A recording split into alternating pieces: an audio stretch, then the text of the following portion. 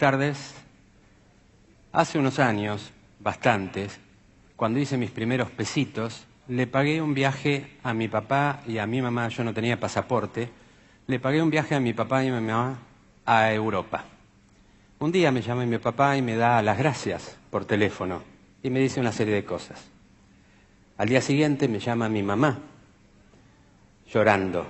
Mi papá había muerto de un paro cardíaco en un hotel en Sevilla. Nadie le hizo reanimación cardiopulmonar ni RCP. Rápidamente me dieron el pasaporte, fui a buscar el cuerpo y a mi mamá llorando. Cuando volví, aguanté todo lo que pude. Llegaron las vacaciones, me fui a la costa, acá a la Lucila del Mar, y en el día 14 de vacaciones me empecé a sentir un poco mal. Claro, soy médico, así que hice lo que no recomiendo, me automediqué. No anduve muy bien. Entonces pasaron los días, seguía sin andar muy bien y me empecé a auscultar. Me puse el estetoscopio, dije, diga 33, empecé a revisar un lado del pulmón, el otro, y la verdad que como médico no tengo la tranquilidad de la ignorancia y me diagnostiqué un derrame pleural. Fui y me saqué una radiografía que confirmó el diagnóstico presuntivo. Volví a Buenos Aires, se hicieron una serie de diagnósticos, no voy a ahondar en estos detalles porque no importa, pero lo cierto es que tuve un diagnóstico de tuberculosis pleural. ¿Qué me había pasado? Había sufrido, y el sufrimiento tiene otro nombre que se llama estrés. El estrés tiene alarma, resistencia y agotamiento. Aguanté todo lo que tenía que aguantar, hasta el momento en que no aguanté más, me fui de vacaciones, me relajé, y ahí usted puede tener un infarto, un accidente cerebrovascular, una convulsión, inmunodepresión, como en mi caso, y alguna infección. ¿Qué es lo que sucedió? Estrés que se hizo crónico y se sostuvo en el tiempo. ¿Qué es el estrés? El estrés es una relación entre cargas versus resistencia. Y la verdad que hay algunos medicamentos que son muy útiles para trabajarlo. Podemos ejemplificarlo con una balanza. De un lado de la balanza están las cargas que debo resistir y del otro lado mi capacidad de resistencia. Cuando las cargas superan mi capacidad de resistencia, aparecen síntomas. Síntomas que me hacen sentir, que hacen entender, que mi cuerpo me envían en términos de información.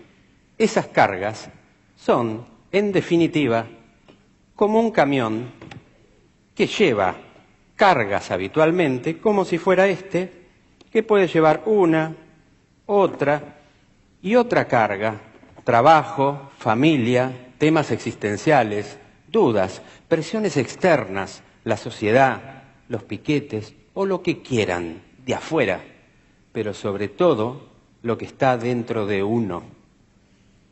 Esas cargas van superando nuestra capacidad de resistencia hasta un día que la superan.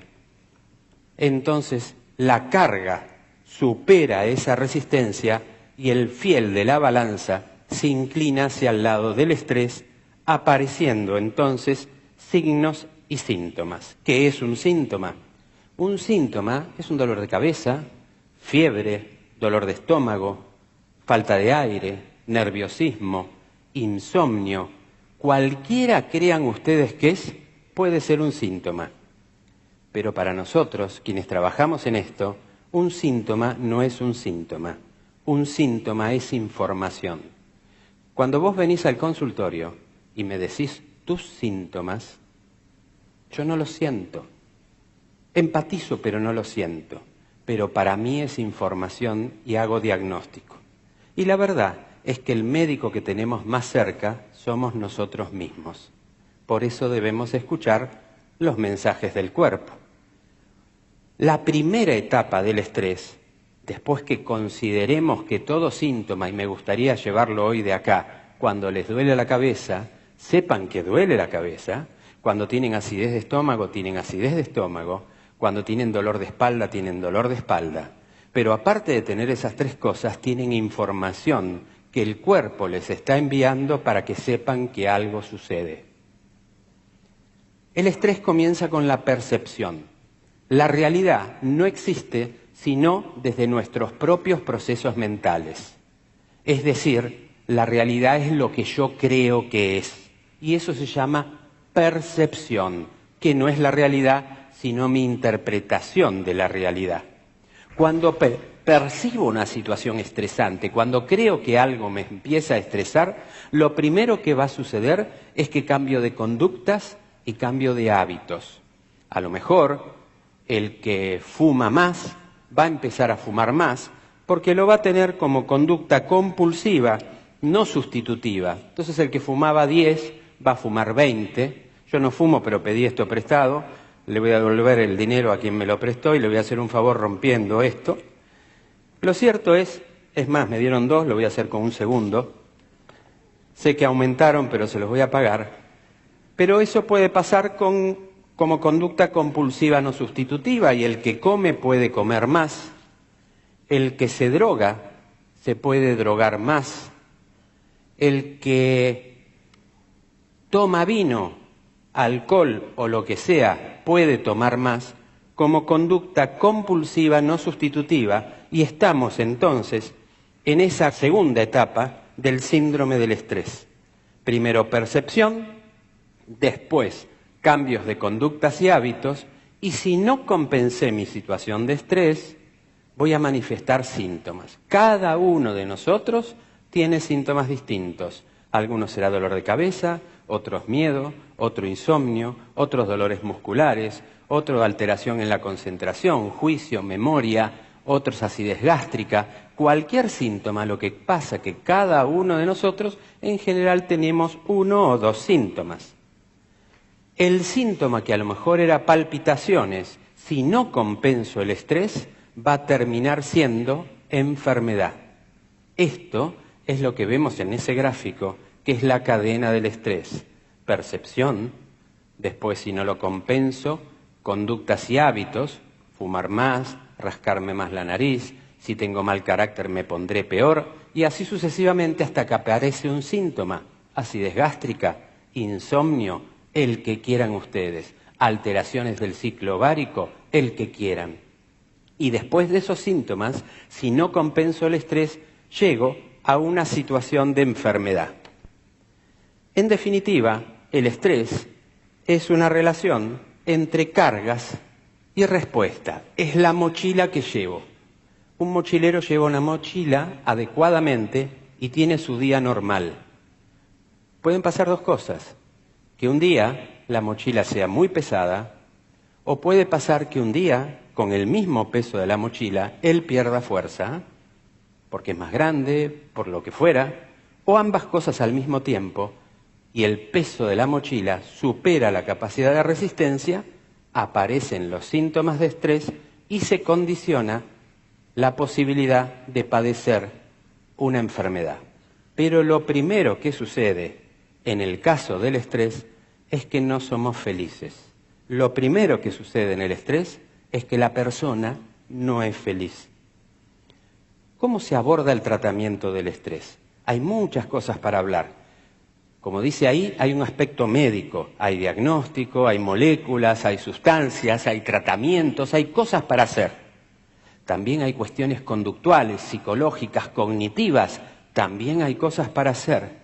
Y también, quizás, la frontera final del manejo del estrés es la filosofía con la cual abordamos la vida, abordamos nuestros proyectos, abordamos nuestra realidad. Vamos a nombrar una herramienta de manejo del estrés de las tantas que hay, que se llama meditación. Meditar es un proceso normal. Meditar no es algo esotérico, extraño o religioso, aunque el proceso psicobiológico de la meditación pueda tener trascendencia espiritual. La meditación es un proceso biológico. Ya en el año 1800, Joseph Gall desarrolló una pseudociencia que se llamaba frenología, en la cual decía que distintas partes de la cabeza tenían distintas funciones. La cuestión es que no fue exactamente como los frenólogos decían, pero hoy sabemos ciertamente que el cerebro tiene áreas que se especializan en determinadas funciones. Y tenemos dos hemisferios, el derecho y el izquierdo. No hay uno más importante que el otro, los dos son por igual importantes. Son como las dos alas de un pájaro, pero tienen funciones discretamente diferentes. El izquierdo es lógico, matemático, secuencial, analítico, racional, ejecutivo. Y tiene una particularidad, tiene una suerte de reloj, porque él, el hemisferio izquierdo, conoce el paso del tiempo, tiene relación con el tiempo. El derecho, por su parte, es un hemisferio que tiene funciones holísticas, generales, intuitivas, emocionales, creativas, musicales, espirituales. Repito, somos la unión de los dos. Este hemisferio no conoce el reloj, el izquierdo sí. ¿Les pasó alguna vez que se quedaron extasiados mirando, no sé, una vela o mirando una fogata y se quedaron así como sonsos durante unos minutos? Un fogón en la playa y como que el tiempo no pasó. ¿Les pasó? Nos pasó a todos, que nos quedamos así como sonsos mirando el fuego. En ese momento estábamos meditando. El hemisferio izquierdo, racional, matemático, siempre mete pensamientos intrusivos. Meditar es setear la atención del hemisferio izquierdo en un objeto focal. Cuando eso sucede y mi hemisferio izquierdo se concentra, mi hemisferio derecho, que no tiene reloj, entra en una situación de éxtasis que se denomina meditación, donde bajan las sustancias tóxicas en sangre y esto científicamente está medido. ¿Cuál puede ser este objeto? Una vela, el fuego, puede ser una rueda ceremonial tibetana, puede ser un mandala tibetano, puede ser las cuentas del rosario, independientemente de la existencia de Dios o no, pero la secuencia repetitiva del rosario es un hecho que hace que el hemisferio izquierdo se concentre en ese punto y el derecho trabaje libremente. Eso se denomina meditar y es sumamente beneficioso. Los voy a invitar a hacer una sublingual, como si fuera un ansiolítico sublingual de meditación, si es que tienen ganas. Nos va a llevar un minuto. Pónganse incómodos, apoyen los pies sobre el piso, lo más cómodo posible. Cierren los ojos por un instante y vayan siguiendo mentalmente mi voz. Respiren lentamente por la nariz, no usen la boca. Inspiren hondo, profundamente, llevando el aire a una respiración abdominal, la respiración del bebé, hinchando la panza. El aire ingresa y el aire sale. El aire ingresa y el aire sale. Cada uno lo hace a su ritmo, a su tiempo, lo disfruta y se concentra en ese proceso respiratorio. Imagina con su mente, en forma profunda y vívida, cómo ingresa esa columna de aire que pasa por la nariz, por la garganta, por la tráquea, va a los pulmones y expande las bases pulmonares, oxigenando vitalmente nuestro cuerpo. Exhalan el aire. La inspiración puede llevar 1, 2, 3, 4 y la expiración un poco más larga. Y lo volvemos a hacer una vez, lo volvemos a hacer otra vez y en la medida que nuestra mente esté concentrada en ese proceso respiratorio de inspiración y expiración, nuestro cerebro, el hemisferio izquierdo, se estará concentrando en él, permitiendo paz, serenidad y armonía. Ahora, a nuestro propio tiempo, deseo y voluntad, vamos a volver muy lentamente al aquí y a la ahora.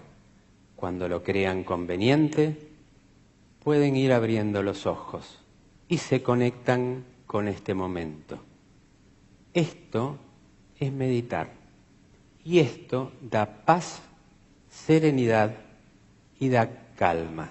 La verdad es que la meditación es un proceso biológico concreto que, entre otras cosas, permite tratar el síndrome del estrés. Es un excelente medicamento, no tiene efectos adversos y no se compra en farmacias. Gracias.